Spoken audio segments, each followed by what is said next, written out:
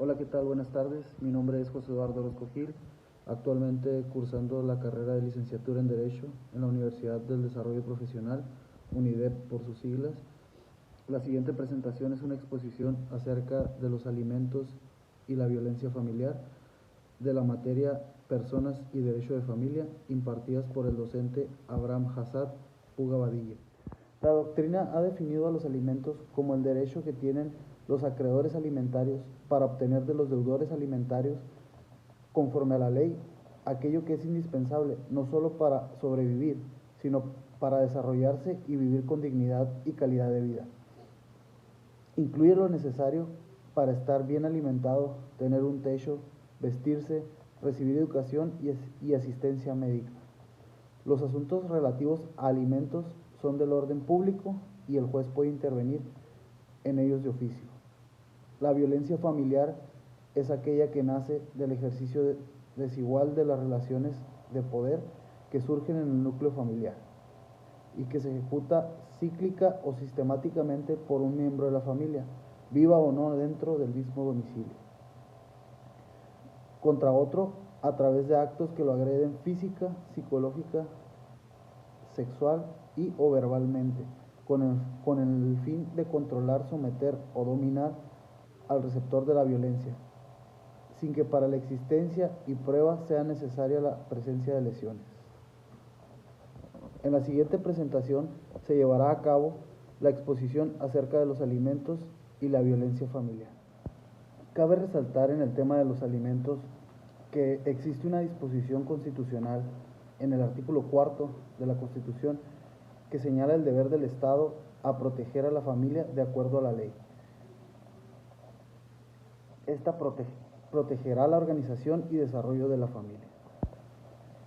Ese mismo artículo establece obligaciones que son derechos para los hijos de los padres o quienes ejerzan la patria potestad o tutela de los menores de edad, al señalar que es deber de los padres preservar el derecho de los menores a la satisfacción de sus necesidades y a la salud física y mental. En el mismo sentido, la ley establece en dicho artículo que los niños y las niñas tienen el derecho a la satisfacción de sus necesidades, alimentación, salud, educación y sano esparcimiento para su desarrollo integral.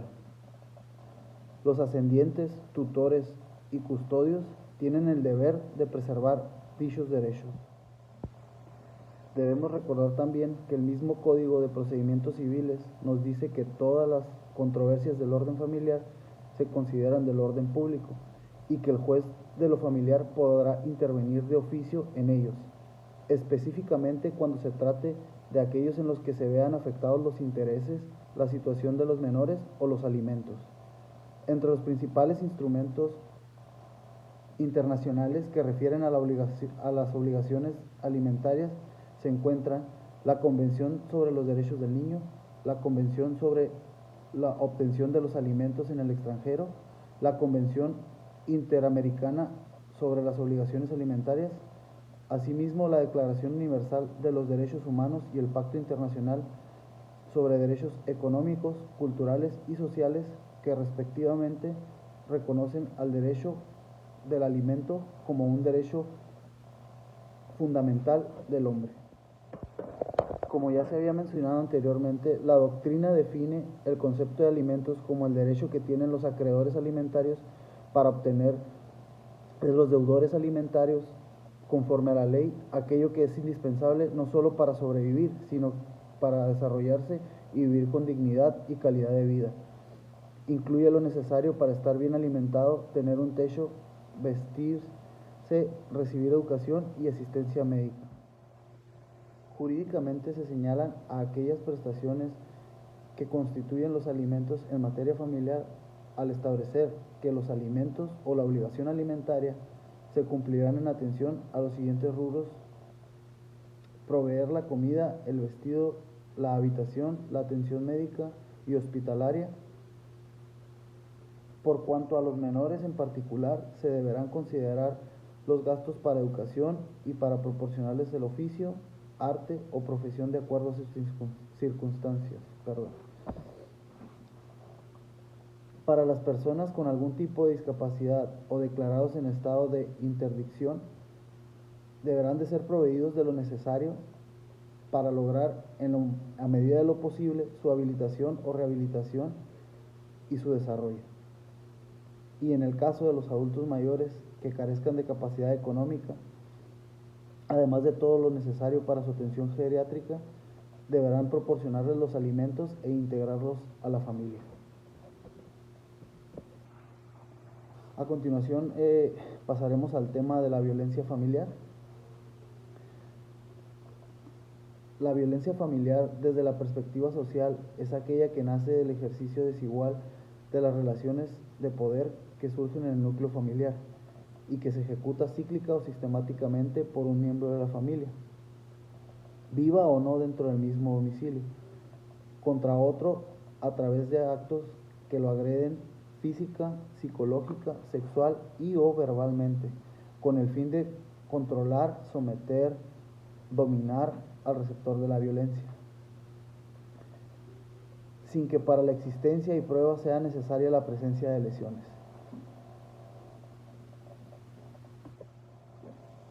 La violencia familiar tiene por origen la práctica de actos abusivos de poder que se traducen en relaciones de jerarquía y subordinación, en la que los papeles de la familia se dan entre el más fuerte y el más débil, no solo física, sino que también psicológicamente.